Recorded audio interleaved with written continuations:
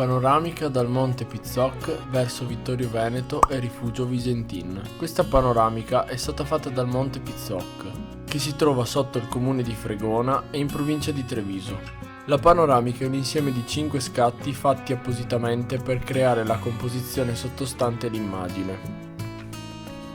Come si può osservare, la prima cosa interessante e fortuita è il cielo, incombere da destra e stare sulla linea dei terzi lungo tutta l'immagine. Il secondo elemento che arriva all'occhio è l'autostrada, che per scelta è stata messa in fase di scatto all'angolo dei terzi per farla arrivare quasi all'angolo sinistro dove ho cerchiato Vittorio Veneto.